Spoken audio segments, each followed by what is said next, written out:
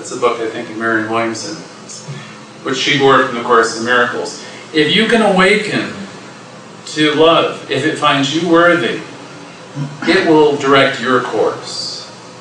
I had dinner with a friend of mine, Bruce, last night, and I said, you know something? Metaphysics, Unity Church, the recovery movement really messed up my life. And he said, well, what do you mean by that? I said, well, I had this whole thing kind of planned out when I was in my 20s, right? I was going to be this, be that, and go here and do this. And then this whole phenomena came into my world about the presence of God, the presence of life, the omnipresence. It shakes everything up, in case you don't know that. You know, what does it do with all your plans, your smaller ideas? If it finds you worthy. You know, it puts them all aside. I was raised to follow a certain path in a certain family, like many of you were. You know, and ideas of success and all kinds of ideas were there. And then comes this whole phenomena of truth. You know, I became, through Unity and my studies with Louise Hay and my teaching self-healing, I became a truth student. And when that starts to get inside your head and your heart, it changes you. You realize I'm here for X number of years, this is not a dress rehearsal, and boy, I got better things to do. If you remember the story of Jesus, when, I think the story goes, his mother wanted him to do something and come to find Jesus, and they found him, and essentially the message, you know, they taught, this was both in the Christian tradition and at Unity, yeah, I'm about my Father's business. I'm really not anymore in this world in the same way that you want me to be. You know, I'm doing important work and I can't come down. You know, it's really like that. So if love finds you worthy, it will change everything. It has to, it's what it does. So we have lots of ways to learn here. There's many time-honored spiritual traditions that can help bring a person into greater God realization or realization of spirit. I can name a few. Some people love to journal. Some people love to do art. Other people like to do affirmative prayer. Some people like to do spiritual mind treatment. Other people want to meditate. And any one and all of them are great. What I'm talking today about, or what I want to differentiate at least, is the idea of affirmative prayer, what it is. I'll talk a moment about affirmations in general and distinguish them from a spiritual mind treatment. Now, when I became a minister, when I was a first practitioner, I was taught the difference between an affirmation and a spiritual mind treatment. And I know most of you know the difference who are here, and some of you don't. An affirmation is going to be a statement of something that's positive. Okay, I have them on my refrigerator. They're on magnets. Okay, what would an affirmation look like? I'm whole and complete. Or each and every day I get better in every way.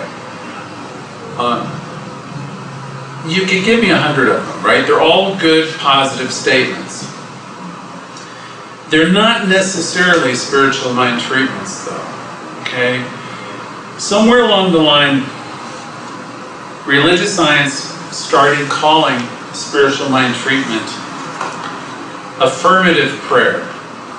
I'm probably one of the few ministers that really didn't like that decision. Okay? And the reason I'm not really at peace with it too much is because I think a lot of people think that they are engaging this very powerful process when they're not really doing it. Okay?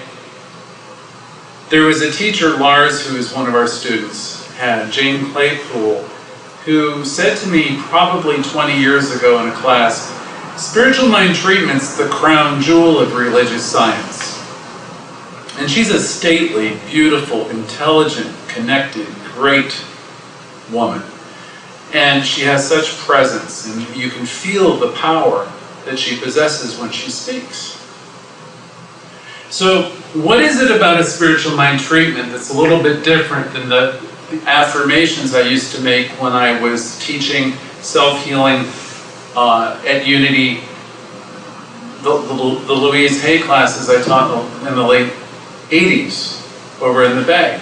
The difference is, Ernest Holmes describes the process. He said, spiritual mind treatment is the time it takes. It's the time, the art, the method of ridding your mind and your mentality of negation. Now, what does that mean?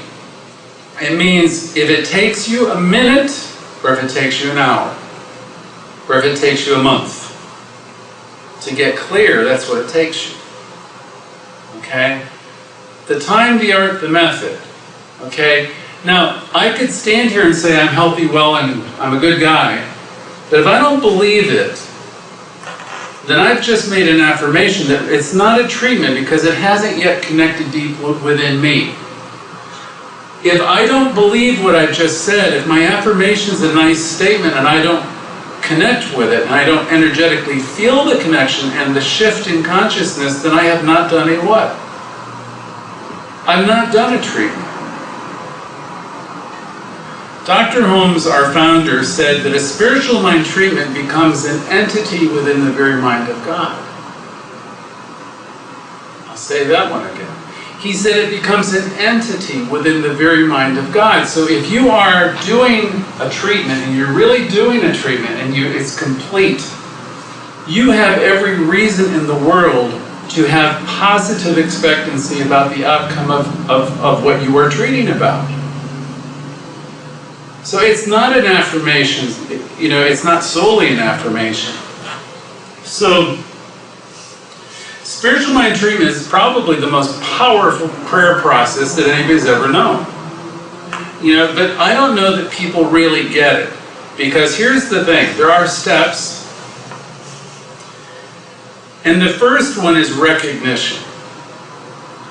I've heard it taught in other places, and all that means is God is, and I shake my head, I'm thinking, I would never want to teach it that way. Because really, the idea of recognition is you're going to take some time with the most important person in your world, and you're going to sit with yourself and meditate with yourself, quiet yourself, and come to the realization that there is presence, omnipresence.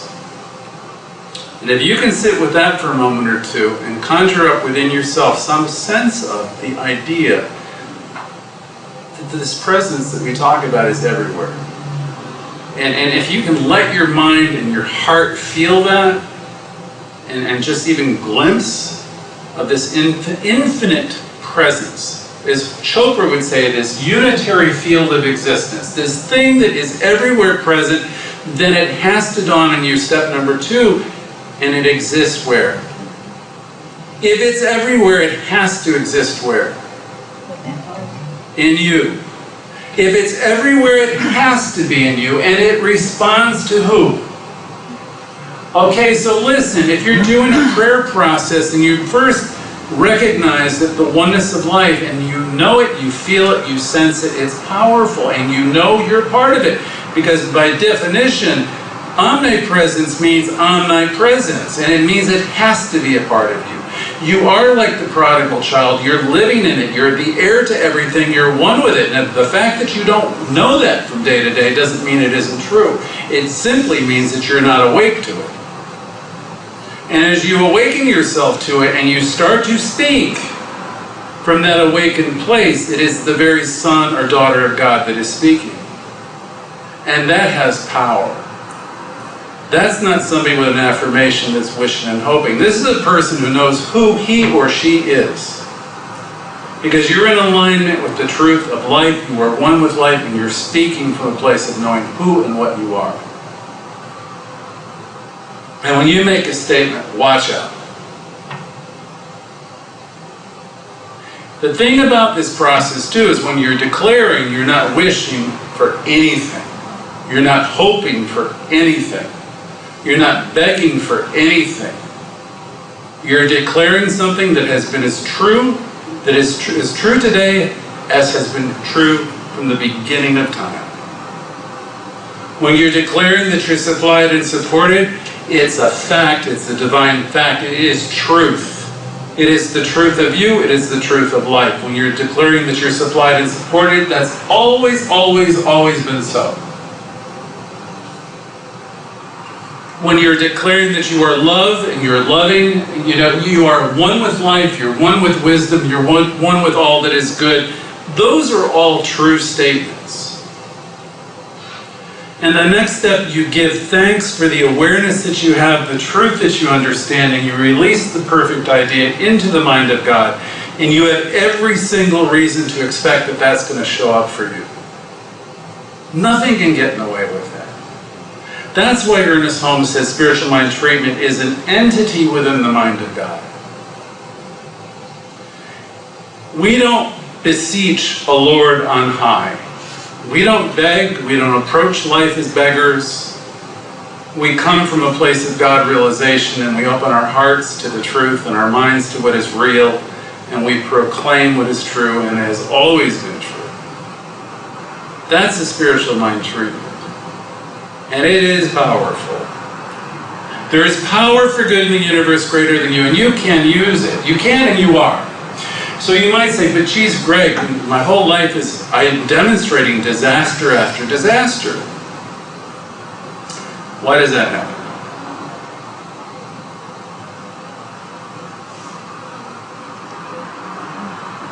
Or you might say, my treatments don't work. And I will say, no, they work. Your treatments are working. See, just because there's a method and a way that we teach, it doesn't mean that everyone is actually doing it. I could ask Leslie to come up here and do a treatment right now, and she could mouth the words. And you might all say, Leslie just did what? A beautiful treatment. Who's the only person in this room that will know if Leslie did a beautiful treatment? Leslie. Leslie will be the only person that will know if she has personally had a shift in what? Her consciousness. Treatments are not about being eloquent. I've heard many ministers and friends, they go on and on and on. I swear they're doing a guided visualization. They sound nice to me, right? Is that necessarily a treatment? Is that necessarily the thing that Holmes talked about, the thing that becomes an entity within the mind of God, the thing that has volition, the thing that has whatever it needs to demonstrate in the world? Not necessarily. It can be a very, very gifted person who speaks an affirmative prayer and it sounds lovely, right? When Holmes taught about this process, spiritual mind treatment, really, again, it's born out of these steps. The step is, the most important one is that you summon up within yourself, take a couple of minutes, or if it takes longer, it takes longer. Summon up within yourself just a glimpse and glimmering of the idea, I'm one with life. I am one with life, and life is everywhere present. There's no other. In truth, there is no thing outside of me. It's from the Course in Miracles. In truth, there's nothing outside of me. I'm one with everything. Always have been. And now the Son or Daughter of God is speaking, and I know who I am, and you know who you are, and I know that I'm supplied and supported, and I release the need for any false ideas. I release the need for the stories. I release the need to think that I'm anything less than something wonderful. And I know the truth, and I embrace the truth, and I give great thanks for that awareness. And when you do that, you feel that, you sense that, you're done.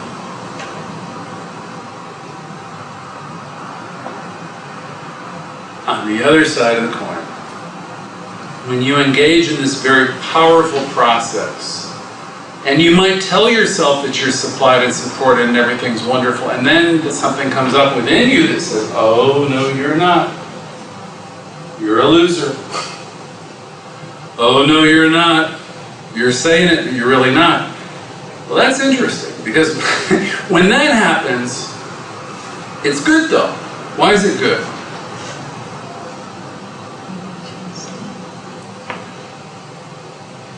Because listen, you're working with a powerful process. And when you're making a positive statement with yourself, right?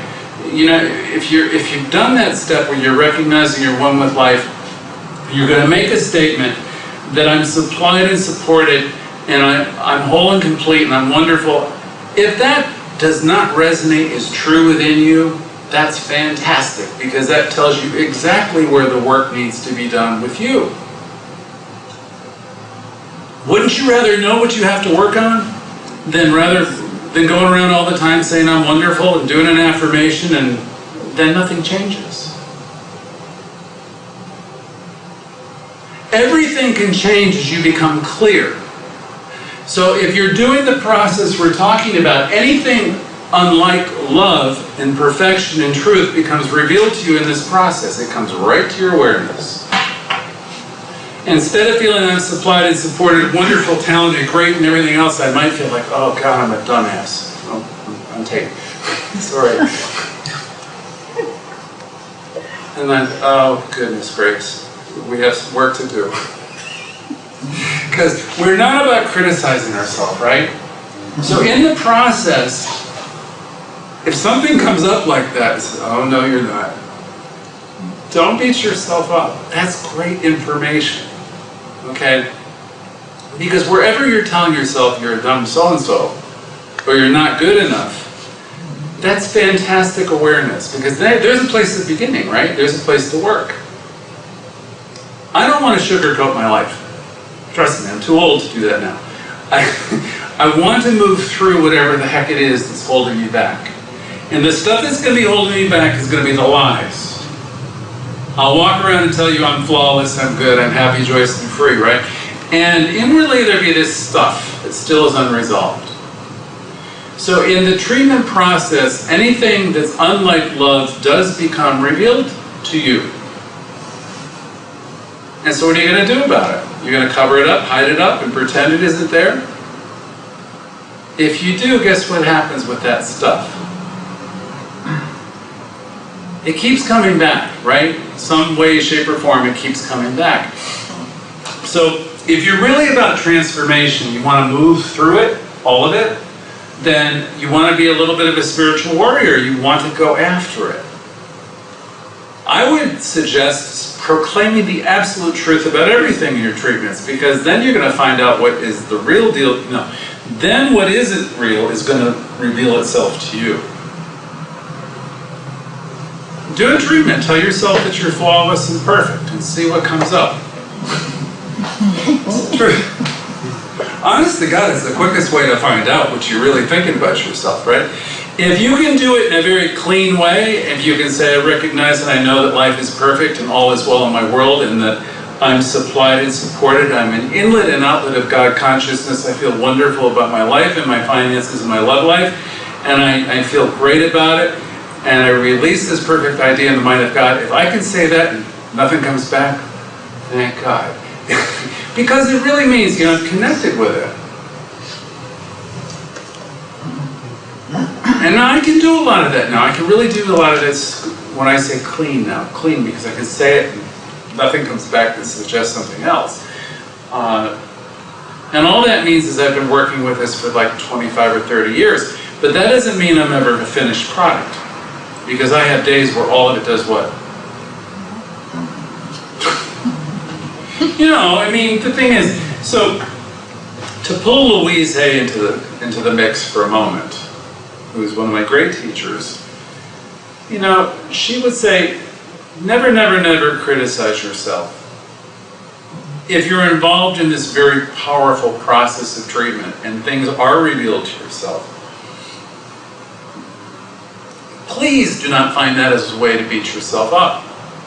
Just say, okay, it's really good information. I've been walking around here telling everybody I'm a metaphysician, but I'm really carrying around some resentments. Some ways I don't feel adequate. I feel I'm insufficient. I don't feel I'm smart enough. I don't feel I can do this. So I have some stories within me that are holding me back, that are obscuring the light of God being expressed in my life, because, I'm not being honest. I'm telling people I'm okay when I'm really not feeling okay. So Spiritual mind treatment becomes a great transformational tool. It's probably one of the best that there ever has been. That's why Jane Claypool said, it's the crown jewel of religious science. And trust me, people come to you as a practitioner or minister with the things that they want. And treatment is not about giving people anything that they want. Right? We're not praying for things in treatment. What treatment is always going to be about is a recognition of the truth. It's a bigger story than anything. You know, you want a car or a bike or a new girlfriend or boyfriend. It's bigger than that, because what it's born out of is a recognition of, you recognize and know that you're one with everything. You always have been. And life is always saying yes to you. So born out of the recognition that you're one with life and one with everything, inseparable with it, right? It's affirming you at whatever it is that you understand. Born out of that, we declare what I'll call the verities of life, the eternal truths. I declare that I'm intelligent, that I am supplied in ways that I can't even understand. You know, I'm supported in every moment, all the time. You know, in each and every moment, I'm supplied and supported. And then I'm gonna give thanks for that awareness, that truth.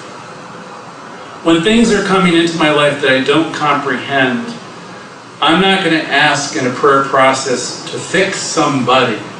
I'm going to know that all is well in my world. I'm going to declare and know that everything is perfect, and everything that I need to know will be revealed to me about this situation.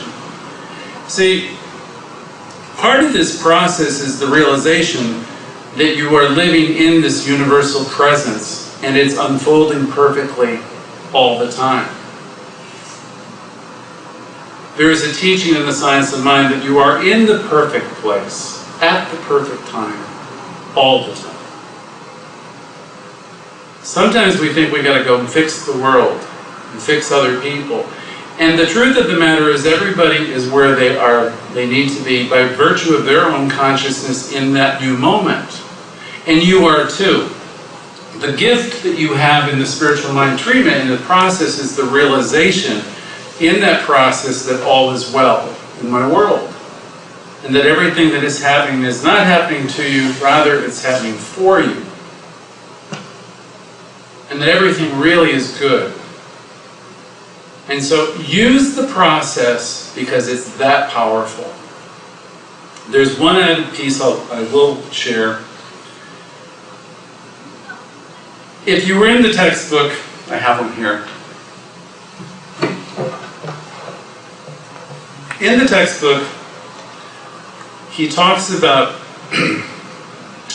the argumentative form of treatment. And all that is when you're doing a treatment and you're declaring the positive, you're declaring what's true and what's always been true. If something comes up for you that represents a doubt, which says, oh no, Greg's wrong, I'm not supplied and supported, my life is a disaster.